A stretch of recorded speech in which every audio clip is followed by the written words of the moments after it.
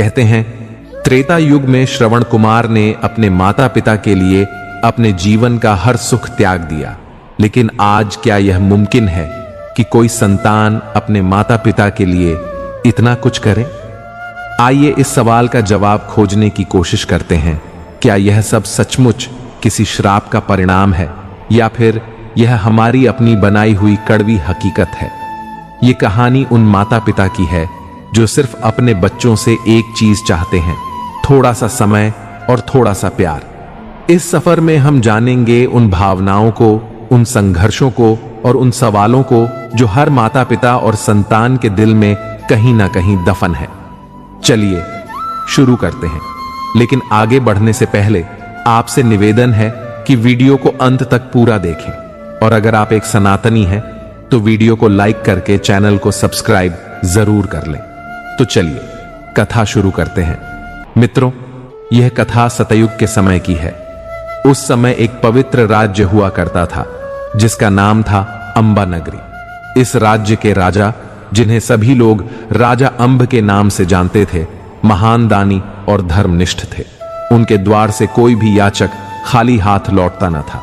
राजा अंब की रानी का नाम था आमली रानी। रानी आमली न केवल अद्भुत रूपवती थी, बल्कि अत्यंत पतिव्रता और गुणों की खान थी। राजा अंब अपनी रानी से अत्यधिक प्रेम करते थे। राजा और रानी के दो पुत्र थे। बड़े पुत्र का नाम सरवर और छोटे का नाम नीर था। दोनों पुत्र संस्कारवान और अपने माता पिता के प्रति आज्ञाकारी थे। एक दिन देवताओं के स्वामी इंद्रदेव अपने दिव्य सिंहासन पर विराजमान थे। तभी अचानक उनका सिंहासन हिलने लगा। यह देखकर इंद्रदेव के मन में चिंता उत्पन्न हुई। उन्होंने सोचा, निश्चय ही पृथ्वी लोक पर कोई ऐसा पुण्यात्मा है जिसके श्रेष्ठ कर्म मेरे सिंहासन को प्रभावित कर रहे हैं। वह अपने पुण्य के बल पर मेरे स्थान को प्राप्त करना चाहता है। इस विचार से इंद्रदेव व्याकुल हो उठे। उन्होंने तत्काल आर्ष विश्वामित्र को बुलाया और उनके सामने हाथ जोड़कर निवेदन किया, हे ऋषि, मेरी रक्षा करें। केवल आप ही हैं जो इस कठिन समय में मेरी सहायता कर सकते हैं। विश्वामित्र ने कारण पूछा, हे देवराज, आप इतने विचलित क्यों प्रतीत हो रहे हैं?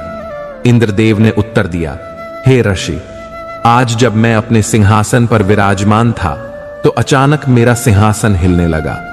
निश्चय ही पृथ्वी पर कोई तपस्वी है जिसने अपनी तपस्या के बल पर मेरे स्थान को चुनौती दी है।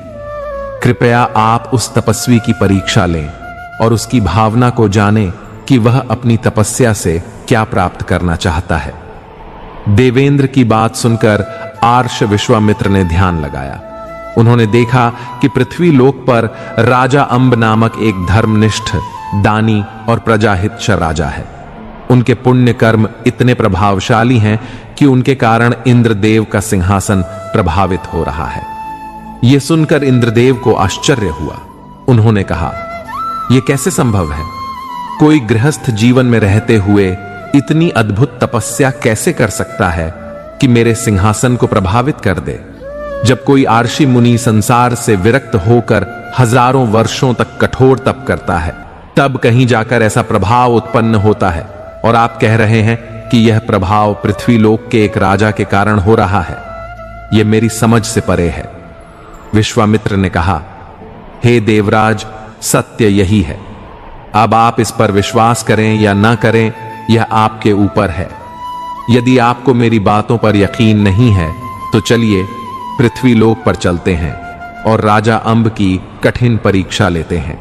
यदि वह इस परीक्षा में सफल हो गए तो आपको विश्वास हो जाएगा कि मैंने अपनी दिव्य दृष्टि से जो देखा है वह हर बात सत्य है। देवराज इंद्र ने कहा, हां आर्षि, यह उचित होगा। हम दोनों साधुओं का वेश धारण कर पृथ्वी लोक पर चलेंगे और राजा अंब की परीक्षा लेंगे। यदि वह धर्मात्मा राजा इस परीक्षा में उत्तीर्ण हो गए तो मैं अपना इंद्र पद त्याग कर उन्हें इस सिंहासन का स्वामी बना दूंगा। इस प्रकार देवराज इंद्र और आर्षि विश्वामित्र ने राजा अंब की परीक्षा लेने का निश्चय किया और स्वर्गलोक से पृथ्वी लोक के लिए प्रस्थान कर दिया। कुछ समय पश्चात दोनों साधु धरती पर पहुंचे और उसी अंबा नगरी में आ गए जहां राजा अंब शासन करते थे। अंबा नगरी में पहुंचकर दोनों साधु हरि कीर्तन करने लगे और नगरवासियों के घर घर जाकर भिक्षा देही की पुकार लगाने लगे। साधुओं को देखकर कुछ नगरवासी उनके पास आए और बोले, बाबा, आप यहां समुद्र किनारे खड़े होकर एक एक बूंद के लिए क्यों तरस रहे हैं? साधुओं ने पूछा, आपका क्या मतलब है? नगरवासी बोले, महात्मा जी, सच तो यही है, आप हमारे नगर में आए हैं और यहां भी एक एक मुट्ठी अनाज के लिए भटक रहे हैं। इससे अच्छा तो यह है कि आप हमारे राजा महाराज अंब के पास चले जाएं। वे इतने दानी हैं कि उनके दरबार से कोई याचक खाली हाथ नहीं लौटता। आपको वहां जो चाहिए वह अवश्य मिलेगा। इसलिए हमारी बात माने और अब भी महाराज अंब के पास चले जाएं। हमें यकीन है कि वहां आपकी सभी इच्छाएं पूर्ण हो जाएंगी। साधुओं ने कहा, अच्छा, यदि ऐसा है तो हमें मार्ग दिखाओ। अब हम आपके महाराज के दरबार में ही भिक्षा मांगेंगे। भक्तों, इस प्रकार देवराज इंद्र और आर्ष विश्वामित्र ने नगरवासियों से महाराज अंब के महलों का मार्ग पूछा और भिक्षा लेने के लिए वहां चल दिए। कुछ समय बाद दोनों महात्मा राजा अंब के महलों के सामने पहुंच गए। जैसे ही साधुओं ने राजा के द्वार पर आवाज लगाई, भिक्षा देही, वैसे ही राजा के सेवक बाहर आए और बोले, महाराज, आदेश करें, आपको भिक्षा में क्या चाहिए? मैं आपकी आज्ञा अनुसार वह सामग्री अभी महलों से ले आता हूं। सेवक की बात सुनकर साधु बोले, हम बहुत ही तपस्वी साधु हैं और बड़ी दूर से आपके राजा की ख्याति सुनकर यहां आए हैं। हमने सुना है कि आपके महाराज अपने द्वार से किसी भी याचक को खाली हाथ नहीं जाने देते। हम भी एक विशेष इच्छा लेकर आपके राजा के पास आए हैं। यदि राजा हमारी वह इच्छा पूरी कर दें तो हमारा यहां आना सफल हो जाएगा। इसीलिए आप जाकर अपने महाराज को सूचित करें कि द्वार पर 2 तपस्वी साधु खड़े हैं और उनसे मिलना चाहते हैं। सेवक ने महात्माओं के ऐसे वचन सुने तो हाथ जोड़कर बोला, महात्मा, आप यहीं ठहरे, मैं अभी महाराज को सूचित करता हूं। यह कहकर सेवक महलों के भीतर चला गया। कुछ समय पश्चात सेवक राजा की आज्ञा लेकर लौटा और बोला, चले, महाराज ने आपको दरबार में बुलाया है। दोनों साधु सेवक के पीछे पीछे दरबार की ओर चल दिए। जैसे ही दोनों साधु राजा अंब के दरबार में पहुंचे और राजा की दृष्टि तपस्वी पर पड़ी, राजा तुरंत अपना सिंहासन छोड़कर उठ खड़ा हुआ।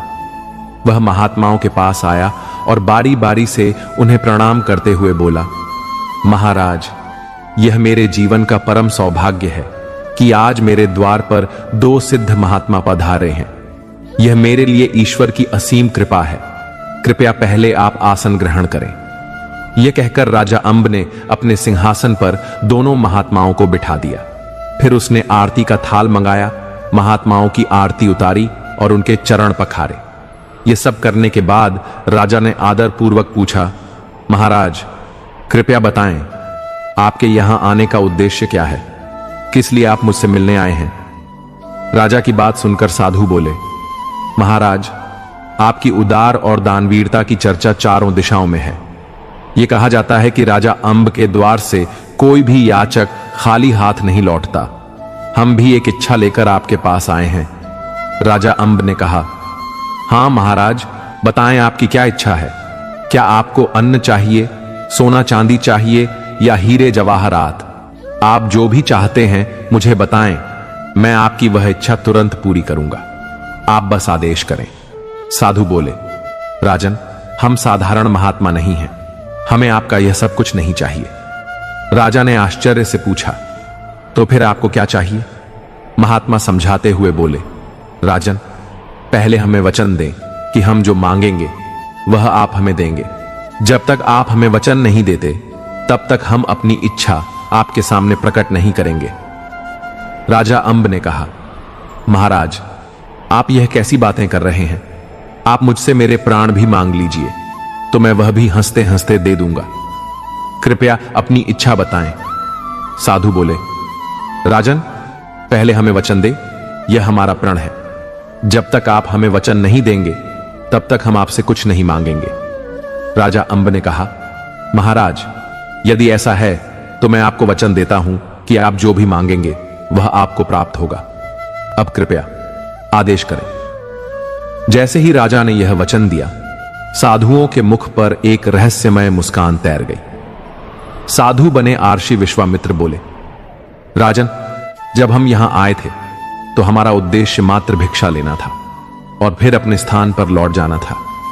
लेकिन जब आपने हमें अपने सिंहासन पर बैठाया तो हमारे मन में एक नया विचार आया। हमने जीवन भर तपस्या की है, अब क्यों ना राजा होने का सुख भोगा जाए। इसीलिए राजन, हमें अपना राजपाट और सिंहासन दान में दे दीजिए। यही हमारी इच्छा है। आप चाहे तो इसे पूरा करें या अपने वचनों से मुकर जाएं, हम खाली लौट जाएंगे।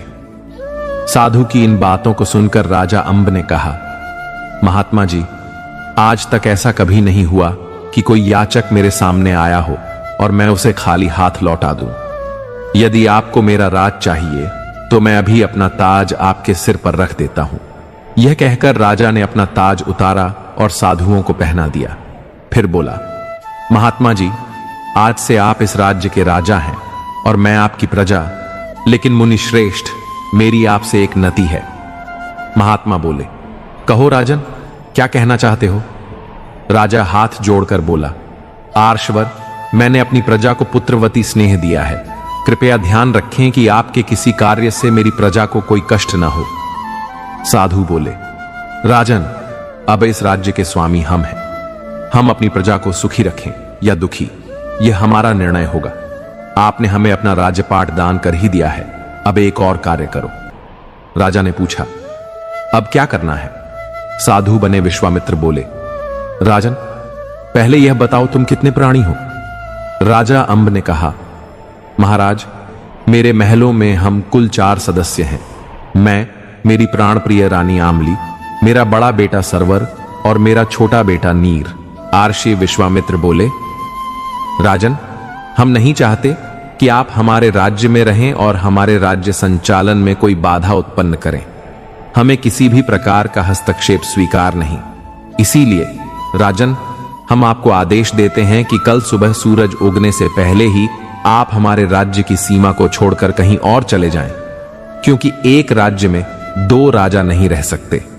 अगर आप यहां रहेंगे तो प्रजा आपको ही राजा मानेगी और हमें वह सम्मान नहीं मिलेगा जो राजा को मिलना चाहिए। इसीलिए राजन, सूरज उगने से पहले आपको यह राज्य छोड़ना होगा। राजा अंब ने कहा, महाराज, मेरे छोटे छोटे बच्चे हैं, मैं उन्हें लेकर कहां जाऊं। कृपा कर मुझ पर इतना बड़ा अन्याय ना करें। मैं वचन देता हूं कि मैं आपके किसी काम में हस्तक्षेप नहीं करूंगा। विश्वामित्र बोले, राजन, हमने जो कह दिया है वह अटल है। या तो आप यह राज्य छोड़ दें या हम यहां से चले जाते हैं। लेकिन ध्यान रहे, यदि हम खाली हाथ लौट गए तो आपका वचन टूट जाएगा। अब आप निर्णय ले कि वचनों का पालन करेंगे या राजा बनकर यहीं रहेंगे। साधु के इस जवाब को सुनकर राजा अंब कुछ देर मौन रहकर विचार करते रहे। अंततः उन्होंने कहा, महाराज, मैंने निर्णय कर लिया है। ऋषि विश्वामित्र बोले, कहो राजन, आपने क्या निर्णय लिया है। राजा अंब बोले, महात्मा जी, मैंने तय किया है कि मैं अपने वचनों का पालन करूंगा। आज रात ही मैं अपनी रानी और बच्चों को लेकर इस अंबा नगरी से दूर चला जाऊंगा। साधु बने आर्षि विश्वामित्र बोले, राजन, हमें आपसे यही अपेक्षा थी। अब आप महलों को और राज्य को छोड़ने की तैयारी करें। और सुनो राजन, तुमने अपने सभी राजपाट का दान कर दिया है।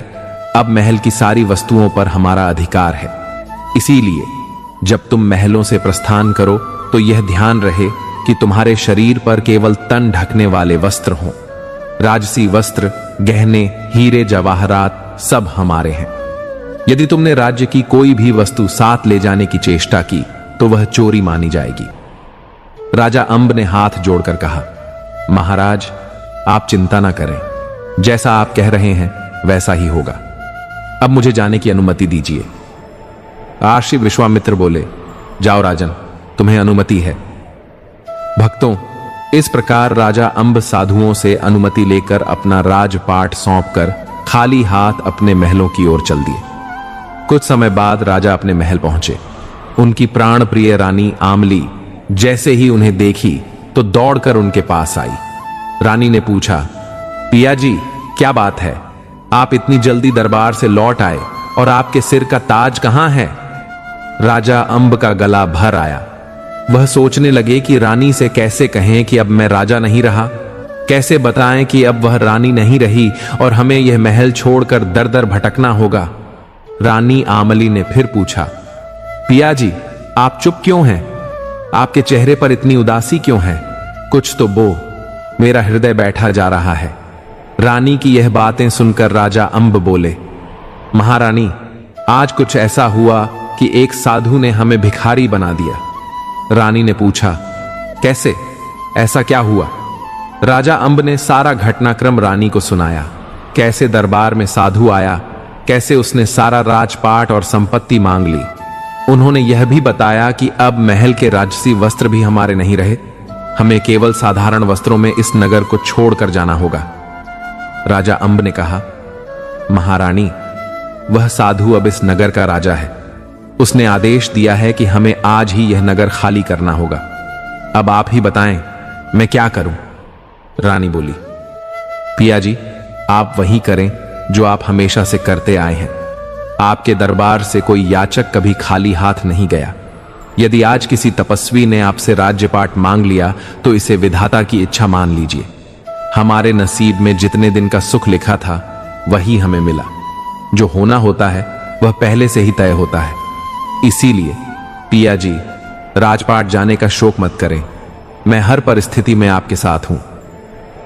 राजा अंब ने जब अपनी पत्नी की यह बातें सुनी तो उनकी आंखें भर आईं। उन्होंने रानी के सामने हाथ जोड़ते हुए कहा, रानी, तुम धन्य हो। मुझे यह कहते हुए संकोच हो रहा था कि मैं अब राजा नहीं रहा, लेकिन तुमने मेरी सारी चिंता पल भर में दूर कर दी। मैं जीवन भर तुम्हारा आरणी रहूंगा। रानी बोली, पिया जी, अब समय न गवाएं, चलने की तैयारी करें। शाम ढलने वाली है और हमारे साथ हमारे 2 छोटे बच्चे भी हैं। राजसी वस्त्रों को त्याग दें और साधारण कपड़े पहन लें ताकि कोई हमें पहचान न सके। यदि नगरवासियों ने हमें देख लिया तो वे हमें जाने नहीं देंगे। राजा बोले, तुम सही कहती हो रानी, हमें ऐसा ही करना होगा। मित्रों, इस प्रकार राजा रानी ने अपने राजसी वस्त्रों को त्याग दिया और साधारण पुराने कपड़े पहन लिए। अपने दोनों पुत्रों सरवर और नीर को साथ लिया और सबकी नजरों से बचते हुए, जैसे कोई चोर चोरी छुपे निकलता है, वैसे ही अपने महलों से बाहर निकल गए। चलते चलते वे चारों एक घने और सुनसान जंगल में पहुंच गए। चारों ओर घना अंधकार था। रानी आमली इस जंगल को देखकर घबरा गई। चलते चलते रानी ने कहा, पिया जी, ये जंगल बहुत भयानक है। दूर दूर तक कोई इंसान नजर नहीं आ रहा। हमारे छोटे छोटे बच्चे भी हमारे साथ हैं, मुझे उनकी चिंता हो रही है। राजा अंब बोले, रानी, चिंता तो मुझे भी हो रही है कि कहीं कोई जंगली जानवर हम पर हमला न कर दे, लेकिन हम अभी भी अपने नगर की सीमा के भीतर हैं। यदि हमने रात को यहीं रुकने का निर्णय लिया और सुबह हो गई तो मेरा वचन टूट जाएगा। मैंने तपस्वी को वचन दिया है कि सूरज उगने से पहले मैं अंबा नगरी से बाहर चला जाऊंगा। इसीलिए हमें निरंतर आगे बढ़ना होगा। रानी ने राजा की यह बात सुनी और कहा, ठीक है पिया जी, ईश्वर का नाम लेकर हम आगे बढ़ते हैं। अब केवल परमात्मा का ही सहारा है, वह जो करेंगे अच्छा ही करेंगे। मित्रों, इस प्रकार चारों प्राणी पूरी रात चलते रहे। सूरज उगने से ठीक पहले वे अपने नगर की सीमा को पार कर दूसरे राज्य की सीमा में प्रवेश कर गए। जब राजा अंब ने दूसरे राज्य की सीमा में कदम रखा तो उन्होंने राहत की सांस ली और रानी से कहा, प्रिय, अब चिंता की कोई बात नहीं है। हम अपने राज्य की सीमा से बाहर आ गए हैं। चलो अब इस नगर में कोई ठिकाना ढूंढते हैं। भक्तों, चलते चलते वे नगर के बाहर स्थित एक सराय पर पहुंचे। उस सराय की स्वामिनी एक भटियार थी। राजा ने उसके सामने हाथ जोड़कर कहा, मैया, हम विपत्ति में हैं। मेरे साथ मेरी पत्नी और 2 छोटे छोटे बच्चे हैं। यदि आपकी अनुमति हो तो हम कुछ समय आपकी सराय में ठहरना चाहते हैं। भटियार ने राजा और उनके परिवार की फटे पुराने कपड़ों में दशा देखी और बोली, मुसाफिर, यह सराय है, कोई यतीम खाना नहीं, जहां कोई भी ऐसे ही आ जाए। यदि तुम्हें यहां रुकना है तो तुम्हें पैसे देने होंगे। यदि तुम्हारे पास पैसे नहीं हैं तो कहीं और ठिकाना ढूंढो। राजा अंब ने कहा, मैया, मेरे पास इस समय पैसे नहीं हैं, लेकिन एक उपाय है। भटियारी ने पूछा, कौन सा उपाय? राजा अंब बोले, हम चारों आपके यहां काम करने के लिए तैयार हैं। हमें अपनी सराय में नौकरी पर रख लीजिए। जो भी काम होगा हम उसे कर देंगे। इसके बदले में आप हमें केवल 2 समय का भोजन और रहने का ठिकाना दे दीजिए। राजा अंब की बातों को सुनकर भटियारी ने मन ही मन विचार किया, यह तो बड़ा अच्छा प्रस्ताव है। आजकल नौकर भी बड़े महंगे मिलते हैं और टिकते नहीं। यह तो मेरे लिए लाभकारी रहेगा कि मुझे बिना खर्च के 4-4 नौकर मिल रहे हैं। भटियारी ने कहा, मुसाफिर, मुझे तुम्हारा प्रस्ताव मंजूर है, लेकिन मेरी कुछ शर्तें हैं। राजा अंब ने आदरपूर्वक पूछा, मैया, आपकी क्या शर्तें हैं? भटियारी ने कहा, पहली शर्त यह है कि मैं तुम्हें जो भी काम दूंगी उसे तुम्हें करना होगा, चाहे वह कोई भी हो। राजा अंब ने विनम्रता से कहा, मैया, हमें आपकी यह शर्त स्वीकार है। भटियारी ने आगे कहा, मेरी दूसरी शर्त यह है कि अगर तुम चारों में से कोई बीमार पड़ जाता है या किसी कारणवश मेरा दिया हुआ काम पूरा नहीं कर पाता है तो उस दिन मैं उसे भोजन नहीं दूंगी। राजा अंब ने फिर सिर झुकाते हुए कहा, मैया, हमें आपकी यह शर्त भी मंजूर है। भटियारी ने कहा, अब सुनो कि किसे क्या काम करना होगा। भटियारी ने राजा अंब से कहा, मुसाफिर, तुम्हारा काम यह होगा कि तुम प्रतिदिन सुबह भोर होते ही जंगल में जाओगे और वहां से 4 गट्ठर सूखी लकड़ियां काटकर मेरी सराय में लाओगे। फिर उसने रानी से कहा, तुम्हारा काम यह होगा कि इस सराय में जो भी मुसाफिर आएंगे उनके लिए भोजन बनाना होगा। इसके बाद उसने दोनों बच्चों की ओर देखते हुए कहा, इन बच्चों का काम यह होगा कि मुसाफिरों के झूठे बर्तन धोएं और इस सराय की साफ सफाई करें। यदि तुम लोग यह सब काम कर सकते हो तो जब तक चाहो इस सराय में रह सकते हो। राजा और रानी ने एक स्वर में कहा, मैया, हमें आपकी सभी शर्तें स्वीकार हैं। इस प्रकार चारों प्राणी भटियारी के यहां नौकर बनकर रहने लगे। भक्तों, यह भी किस्मत का अजीब खेल था। जो राजा अंबा नगरी का शासक था वह अब जंगल में लकड़ियां काट रहा था। जो रानी आमली कभी रसोई में कदम नहीं रखती थी वह अब भटियारी की सराय में चूल्हा फूंक रही थी। और वे राजकुमार जिनके खेलने और शिक्षा प्राप्त करने के दिन थे, वे नन्हे हाथ झूठे बर्तन मांज रहे थे और भटियारी की सराय में झाड़ू लगा रहे थे। भक्तों, इस प्रकार चारों प्राणी भटियारी की सराय में काम करते हुए अपने दिन गुजारने लगे। आरंभ में जीवन कठिन लगा, लेकिन धीरे धीरे वे अपने काम में निपुण हो गए। उन्हें संतोष इस बात का था कि उनका राजपाट भले ही चला गया हो, लेकिन उन्होंने अपने वचन का पालन किया। इसी भावना के साथ वे भटियारी की सेवा में लगे रहे। 6 महीने बीत गए। एक दिन राजा अंब जंगल में लकड़ियां काटने गए थे। उसी दौरान भटियारी की सराय पर एक सौदागर आया। उसे देखकर भटियारी दौड़कर उसके पास पहुंची और कहा, हुजूर, आज तो बड़े दिनों बाद आपके दर्शन हुए हैं। सौदागर ने मुस्कुराते हुए कहा, भटियारी, क्या बताऊं, हमारा काम ही ऐसा है, कभी इस शहर में तो कभी उस शहर में। छोड़ो ये सब, मुझे बहुत भूख लगी है, जल्दी से खाना लगवा दो। मुझे आज अपने जहाज के साथ दूसरे देश जाना है। भटियारी बोली, हुजूर, आप जो चाहे आदेश करें, मैं अपनी नौकरानी को कह दूंगी कि आपके लिए वही भोजन बनाए। इस बीच रानी आमली सराय की रसोई में खाना बना रही थी। जब भोजन तैयार हुआ तो रानी आमली ने भोजन का थाल सजाया और सौदागर के पास लेकर गई। जैसे ही सौदागर ने रानी आमली को देखा, वह मंत्र मुग्ध हो गया। उसने अपनी आंखों से इतनी सुंदर स्त्री पहले कभी नहीं देखी थी। रानी आमली भोजन का थाल सौदागर के सामने रखकर अंदर चली गई। सौदागर ने भटियारी से कहा, भटियारी, ये कौन है? इतनी अद्भुत सुंदरता मैंने पहले कभी नहीं देखी। इसने तो एक झलक में मेरा दिल चुरा लिया। भटियारी ने चतुराई से कहा, हुजूर, ये मेरी दासी की दासी है। अगर आप इसे पाना चाहते हैं तो आपको कीमत चुकानी होगी। सौदागर ने कहा, भटियारी, तुम जितनी भी कीमत मांगोगे मैं देने को तैयार हूं, बस इसे किसी भी तरह मेरा बना दो। भटियारी बोली, तो ठीक है, मुझे 1 लाख सुवर्ण मुद्राएं दे दीजिए। आप जहाज पर जाएं, मैं इसे भोजन लेकर आपके पास भेज दूंगी। जैसे ही यह जहाज पर पहुंचे आप जहाज को रवाना कर दीजिए। सौदागर ने भटियारी की शर्त मान ली और जहाज पर चला गया। भटियारी रानी आमली के पास गई और कहा, आमली, जल्दी से कुछ लोगों के लिए भोजन तैयार करो, तुम्हें इसे जहाज पर लेकर जाना होगा। रानी आमली ने कहा, मैया, मैं कैसे जा सकती हूं? मुझे तो दरिया का रास्ता भी नहीं मालूम। जब से यहां आई हूं मैंने सराय से बाहर कदम भी नहीं रखा। भटियारी बोली, तुम्हें इसकी चिंता करने की जरूरत नहीं, मैं तुम्हारे साथ चलूंगी। जल्दी से भोजन तैयार करो और मेरे साथ चलने की तैयारी करो। बेचारी रानी मना भी नहीं कर सकती थी। जब भटियारी ने उन्हें नौकरी पर रखा था तब साफ कहा था कि यहां न सुनने की इजाजत नहीं है। यह सोचकर रानी ने भोजन पकाया, उसे बड़े बर्तन में रखा और भटियारी के साथ चल दी। जब सरवर और नीर ने अपनी मां को जाते हुए देखा तो वे दौड़कर उनसे लिपट गए और बोले, मैया, हमें छोड़कर कहां जा रही हो? भटियारी ने बच्चों को डांटते हुए कहा, चुपचाप अंदर जाकर काम करो, नहीं तो आज रात का खाना भी नहीं मिलेगा। बच्चे भटियारी की क्रोधित आंखें देखकर सहम गए और चुपचाप अंदर चले गए।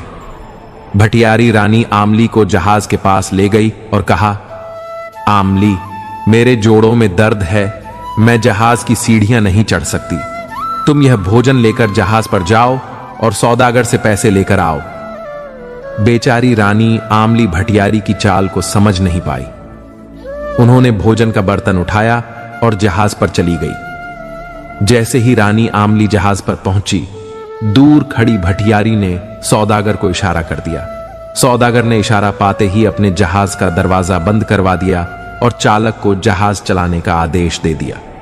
जैसे ही जहाज के चालक ने संकेत पाकर जहाज को पानी में आगे बढ़ाया, रानी आमली को एहसास हुआ कि उसके साथ छल हुआ है। भटियारी ने धोखे से उसे इस जहाज पर भेज दिया था। यह समझकर रानी कांप उठी। उसे विश्वास नहीं हो रहा था कि एक स्त्री दूसरी स्त्री के साथ ऐसा कर सकती है। भक्तों, कुछ स्त्रियां उस लकड़ी के समान होती हैं जो कुल्हाड़ी में जोड़कर अपनी ही जाति का नाश करती हैं। रानी आमली ने हाथ जोड़कर सौदागर से कहा, भैया, कृपा करके जहाज रोक दीजिए, आप मुझे कहां ले जा रहे हैं? सौदागर ने जवाब दिया, सुंदरी, हमने तुम्हें भटियारी से 1 लाख स्वर्ण मुद्राओं के बदले खरीदा है। अब तुम हमारी रानी बनोगी और हमारे साथ रहोगी। यह सुनकर रानी का दिल दहल गया। उसने अपना सिर दीवार से टकराकर कहा, हे विधाता, आपने मुझे किस मुसीबत में डाल दिया? जैसे ही रानी ने सिर दीवार पर मारा, सौदागर आगे बढ़कर उसे पकड़ने की कोशिश करने लगा। रानी ने तुरंत कहा, सौदागर, वहीं रुक जाओ, मैं कोई साधारण स्त्री नहीं हूं। मैं उस राजा की पत्नी हूं जिसने अपने वचन की खातिर अपना पूरा राज्य पाट त्याग दिया। मैं एक पतिव्रता स्त्री हूं और कहा जाता है कि पतिव्रता स्त्री का सतीत्व अपने पति की रक्षा करता है, चाहे वह दूर ही क्यों ना हो। यदि तुमने मुझे बिना मेरी मर्जी के छुआ तो तुम उसी क्षण लकर भस्म हो जाओगे। सौदागर ने हंसते हुए कहा, सुंदरी, मुझे अपनी बातों से मत बहला। मैंने बहुत अनुभव प्राप्त किया है और तुम्हारी बातों से डरने वाला नहीं हूं। भक्तों, जैसे ही सौदागर ने रानी को छूने के लिए हाथ बढ़ाया, उसे ऐसा लगा जैसे उसका शरीर भयंकर गर्मी से तपने लगा हो। घबराकर उसने तुरंत अपना हाथ पीछे खींच लिया। सौदागर बोला, ठीक है सुंदरी, मैं तुम्हें हाथ नहीं लगाऊंगा, लेकिन मेरी एक शर्त है। रानी ने कहा, बताइए, आपकी शर्त क्या है?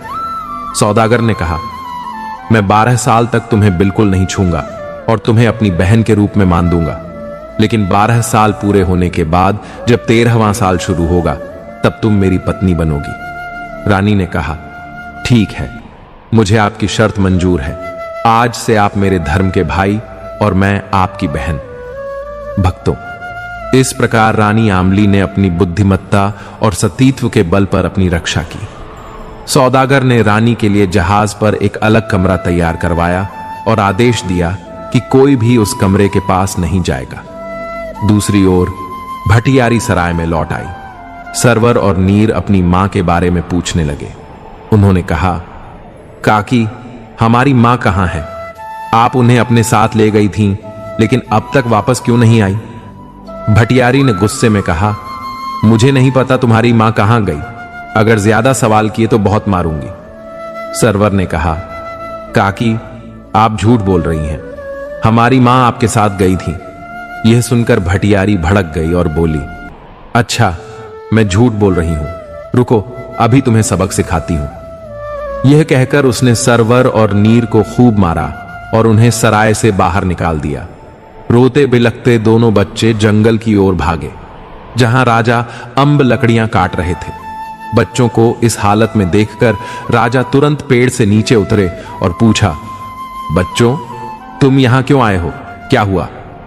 सरवर ने रोते हुए कहा, पिताजी, काकी हमारी मां को अपने साथ ले गई थी।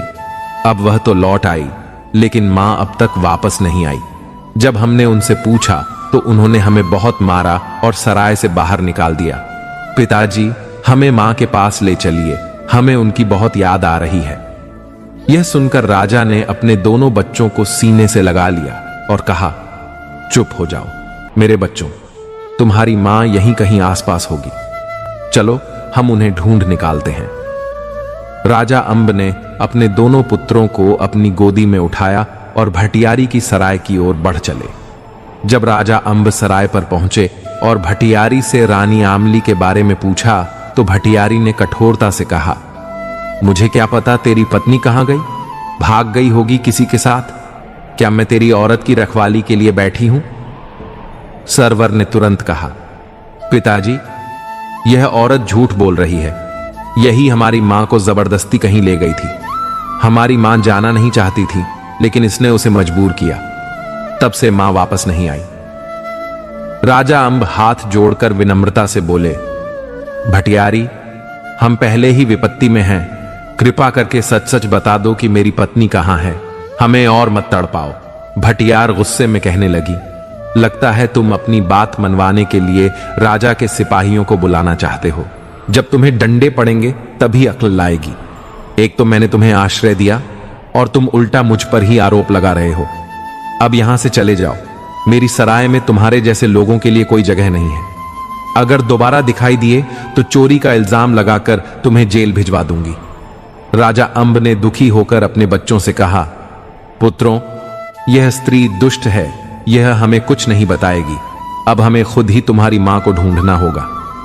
यह कहते हुए राजा अंब ने अपने दोनों पुत्रों को अपनी गोदी में उठाया और सराय से आगे बढ़ गए।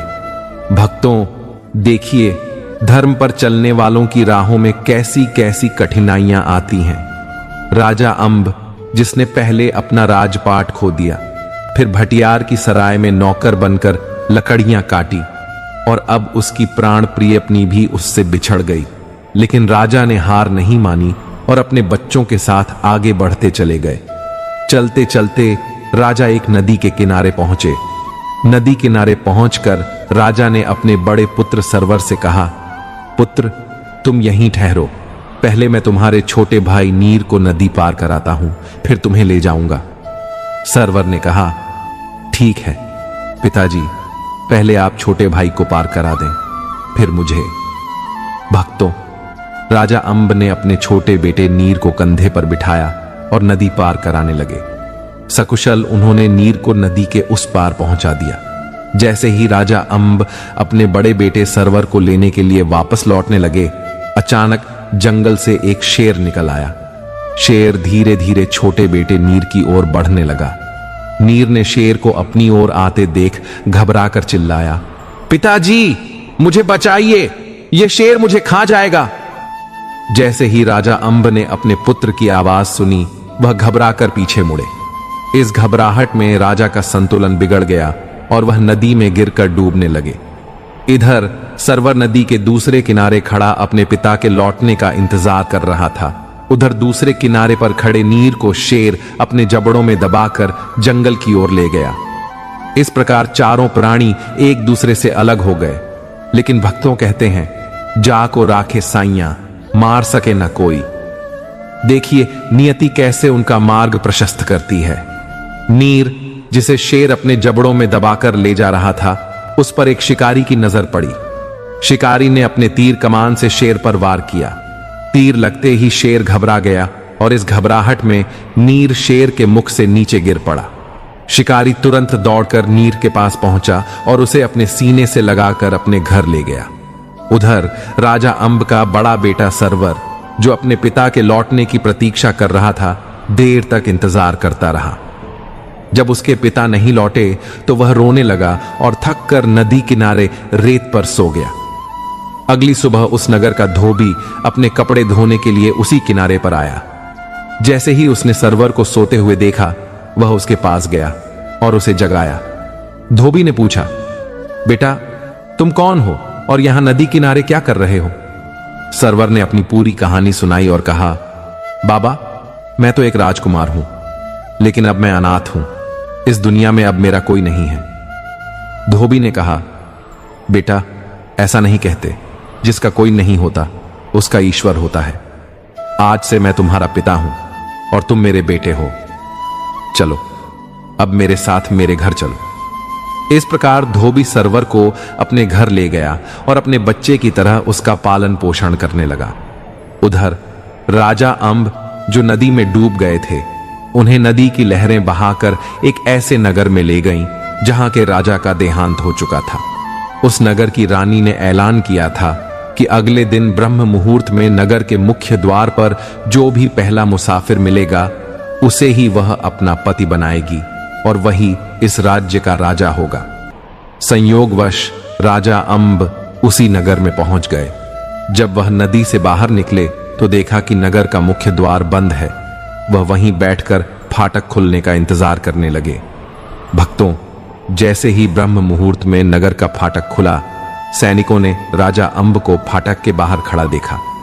उन्होंने राजा अंब को पकड़ लिया।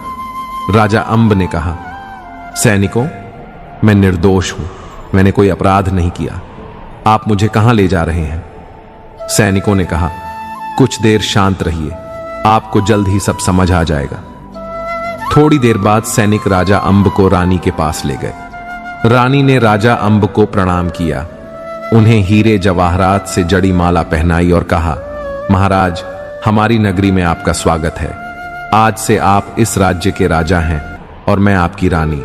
अब इस राजकाज को संभालिए। राजा अंब ने रानी की बात सुनी तो कुछ देर तक उन्हें विश्वास नहीं हुआ कि यह सब सच है। उन्हें लगा कि यह कोई सपना है। लेकिन जब उन्हें राजसी वस्त्र पहनाए गए और उनके सिर पर ताज रखा गया तो उन्हें यकीन हुआ कि यह सपना नहीं बल्कि वास्तविकता है। राजा अंब ने मन ही मन सोचा, हे प्रभु, यह आपकी कैसी लीला है।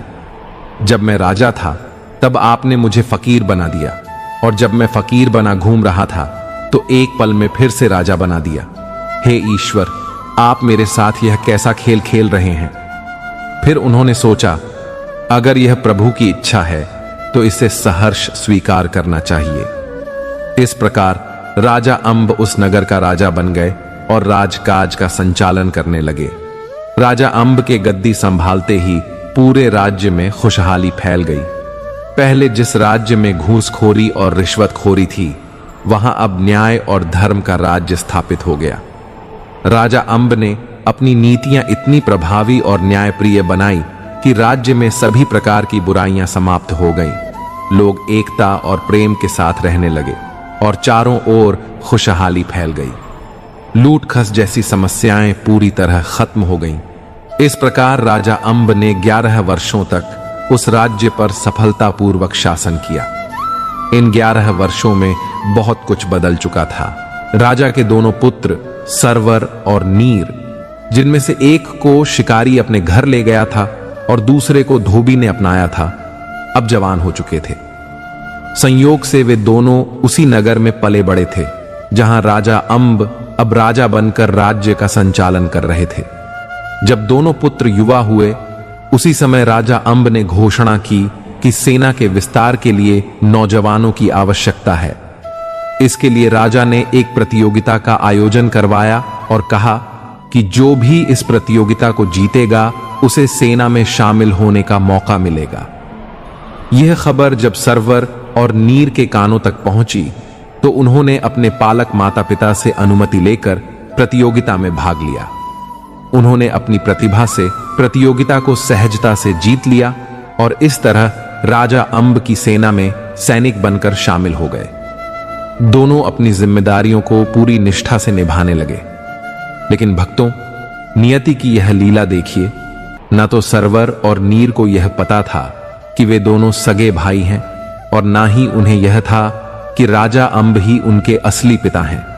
दोनों को यही लगता था कि उनके असली माता पिता का देहांत हो चुका है। उधर समय अपनी गति से बीत रहा था और वह दिन करीब आ गया जिसका सौदागर बेसब्री से इंतजार कर रहा था। रानी आमली का हाल यह सोच सोचकर खराब हो रहा था कि 12 साल पूरे होने को हैं और शर्त के अनुसार सौदागर उन्हें अपनी रानी बना लेगा। रानी दुखी होकर हर समय ईश्वर का भजन करती रहती थी और प्रार्थना करती थी, हे प्रभु, कोई ऐसा चमत्कार कर दो कि मेरे पति मुझे वापस मिल जाए। भक्तों, ईश्वर की लीला अद्भुत होती है। जो सौदागर रानी आमली को धोखे से अपने जहाज पर बिठाकर ले गया था, वही सौदागर माल से भरा जहाज लेकर उसी नगर के किनारे पर पहुंचा जहां राजा अंब का शासन था। सौदागर ने राजा अंब के दरबार में जाकर निवेदन किया, महाराज, मैं एक पुश्तैनी सौदागर हूं और अलग अलग देशों में व्यापार करता हूं। इस समय मेरा जहाज आपके नगर के किनारे खड़ा है। कृपया मेरे जहाज की सुरक्षा के लिए कुछ सैनिक प्रदान करें। आपकी कृपा से मैं निश्चिंत होकर व्यापार कर सकूं। राजा अंब ने सौदागर से कहा, आपका हमारे नगर में स्वागत है। आप निश्चिंत रहें। आपके जहाज की सुरक्षा का जिम्मा हमारा है। जब तक आप इस नगर में व्यापार करें, आपका कोई भी सामान चोरी नहीं होगा। राजा ने तुरंत अपने दीवान को बुलाकर कहा, हमारे नगर के किनारे खड़े सौदागर के जहाज की सुरक्षा के लिए हमारी सेना के योग्य सैनिकों को नियुक्त करें। ध्यान रखें, जहाज का कोई सामान चोरी ना हो। दीवान ने राजा के आदेश का पालन किया और सरवर और नीर से कहा, सुनो जवानों, आज रात तुम्हें सौदागर के जहाज की रखवाली करनी है। ध्यान रहे, जहाज से कोई भी सामान चोरी नहीं होना चाहिए। सरवर और नीर ने आत्मविश्वास से कहा, दीवान साहब, आप निश्चिंत रहें। चोरी तो दूर, हमारे रहते उस जहाज पर कोई परिंदा भी अपने पर नहीं मार सकता। यह सुनकर दोनों नौजवानों ने अपने अस्त्र शस्त्र संभाले और जहाज की रखवाली के लिए निकल पड़े। भक्तों, यह भादों की घनी अंधेरी रात थी। चारों ओर घना अंधकार छाया हुआ था। उधर रानी आमली जहाज के कमरे में बंद अपने बिस्तर पर लेटी हुई ईश्वर से प्रार्थना कर रही थी।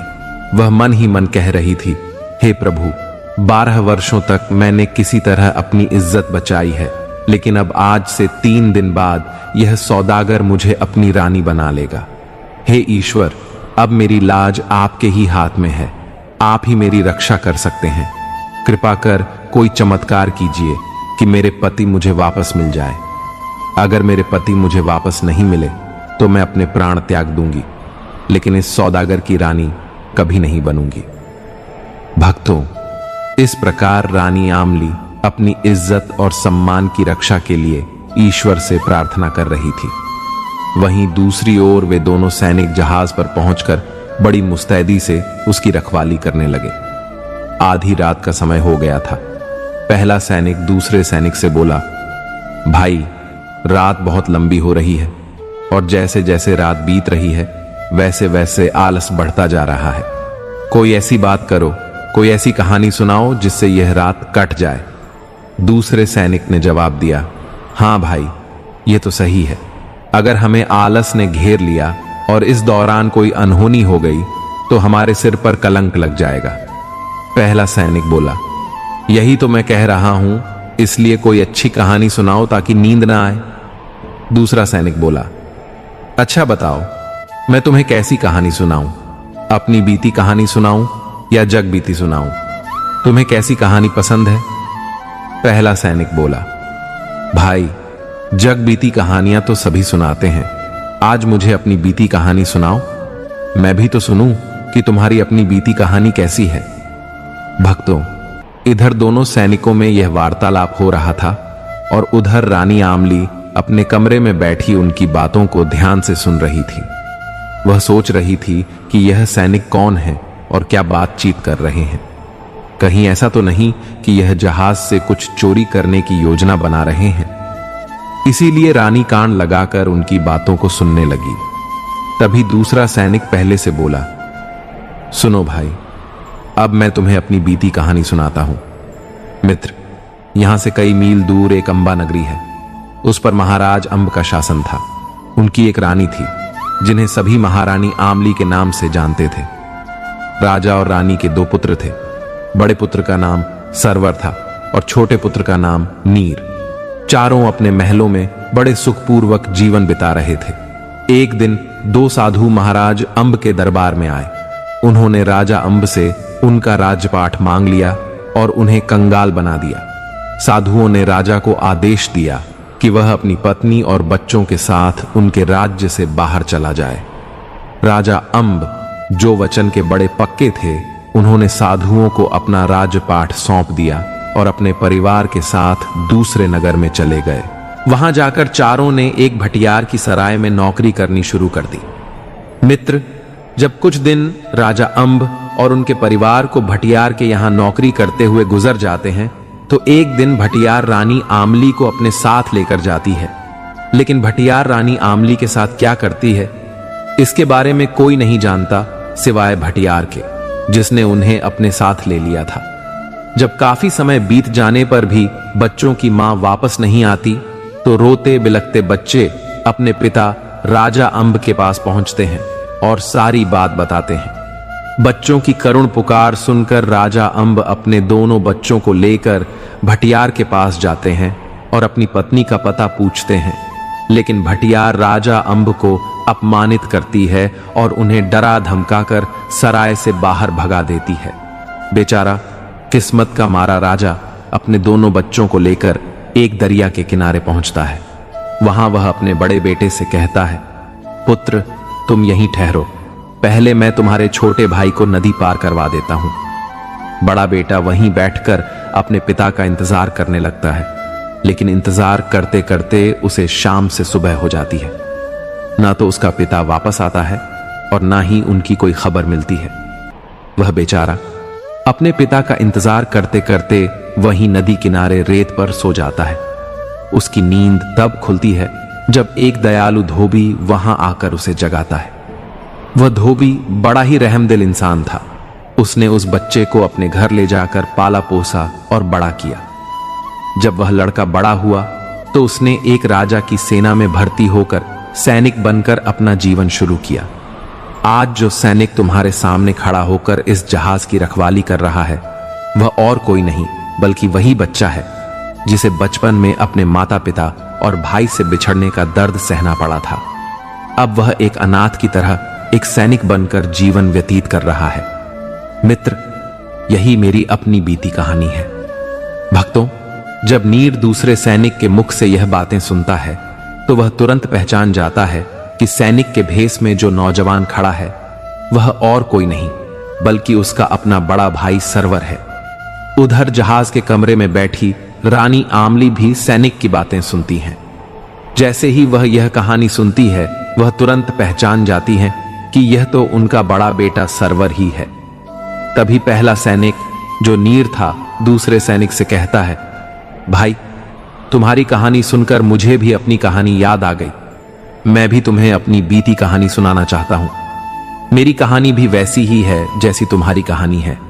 तुम्हारी कहानी में एक धोबी उस बच्चे को अपने घर ले जाता है, लेकिन मेरी कहानी में एक शिकारी है। दूसरा सैनिक बोला, क्या मतलब, तुम कहना क्या चाहते हो? पहला सैनिक बोला, भाई, पहले मेरी पूरी कहानी सुन लो, तब तुम्हें सब बातें समझ आ जाएंगी। जब राजा अंब अपने बड़े बेटे को नदी किनारे छोड़कर छोटे बेटे को नदी पार करवाते हैं तो वे उसे सकुशल दूसरे किनारे पर पहुंचा देते हैं। लेकिन जैसे ही वे बड़े बेटे को लेने वापस जाते हैं, जंगल से एक शेर निकलकर छोटे बेटे के पास पहुंच जाता है। शेर को देखकर छोटा बेटा भयभीत हो जाता है और अपने पिता को पुकारने लगता है। जैसे ही राजा अंब पीछे मुड़कर देखते हैं, उनका संतुलन बिगड़ जाता है और वे जलधारा में बहने लगते हैं। उधर वह नरभक्षी शेर छोटे बेटे को अपने जबड़ों में दबाकर जंगल में ले जाता है। जंगल में एक शिकारी की नजर उस शेर पर पड़ती है। शिकारी उस शेर पर तीर चलाकर बच्चे को छुड़ाता है और उसे अपने घर ले जाकर अपनी संतान की तरह पालता है। जब वह बच्चा बड़ा होता है तो तुम्हारी तरह ही राजा की सेना में भर्ती होता है और आज जो सैनिक तुम्हारे सामने खड़ा है वह और कोई नहीं बल्कि वही बच्चा है जिसे शेर उठा ले गया था। पहले मुझे भी लगता था कि मैं अनाथ हूं और मेरा कोई नहीं है, लेकिन जब मैंने तुम्हारी कहानी सुनी तब मुझे एहसास हुआ कि मैं अनाथ नहीं हूं, मेरा बड़ा भाई मेरे साथ है। पहले सैनिक की इन बातों को सुनकर सरवर भावुक हो गया। उसने कहा, इसका मतलब तुम मेरे बिछड़े हुए भाई नीर हो। हां भैया, मैं ही वह अभागा हूं जिसे नियति ने तुमसे और हमारे माता पिता से जुदा कर दिया था।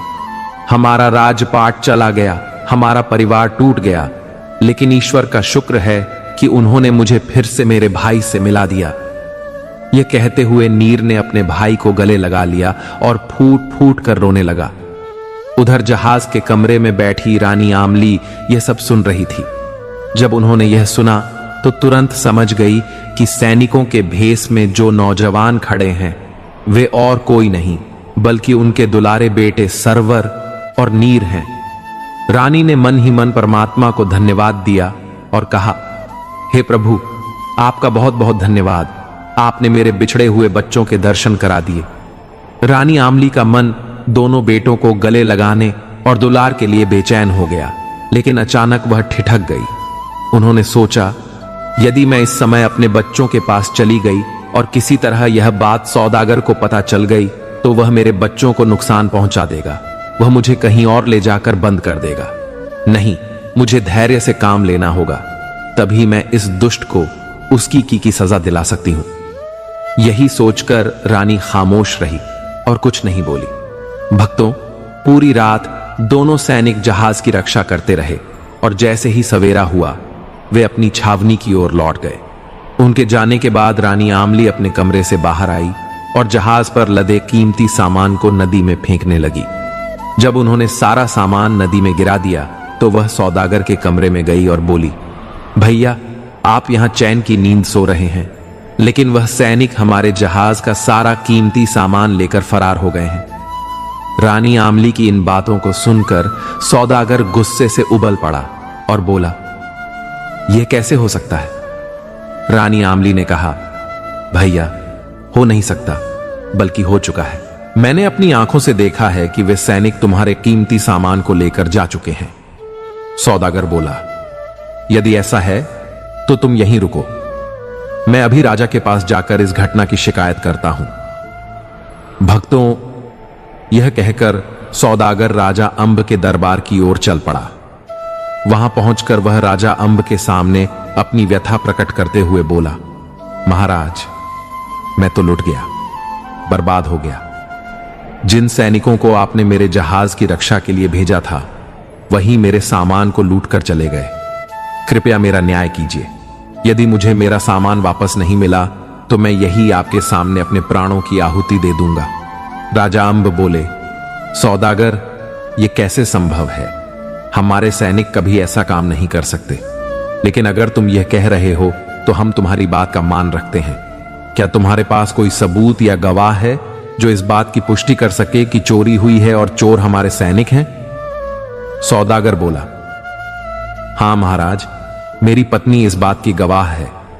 उसने अपनी आंखों से सैनिकों को सामान ले जाते हुए देखा है। राजा अंब बोले, यदि ऐसा है तो तुम अपनी पत्नी को बुला लाओ, हम अपने सैनिकों को बुलाते हैं, अभी सच्चाई का फैसला हो जाएगा। सौदागर ने कहा, ठीक है महाराज, आप अपने सैनिकों को बुलाइए, मैं अपनी पत्नी को लेकर आता हूं। भक्तों, कुछ समय बाद राजा अंब का दरबार लगता है। राजा अंब अपने दीवान को आदेश देते हैं, दीवान, उन दोनों सैनिकों को बंदी बनाकर दरबार में लाओ जो रात में सौदागर के जहाज की रखवाली कर रहे थे। दीवान तुरंत राजा के आदेश का पालन करता है और दोनों सैनिकों को बंधक बनाकर दरबार में ले आता है। इसके बाद राजा सौदागर से कहते हैं, सौदागर,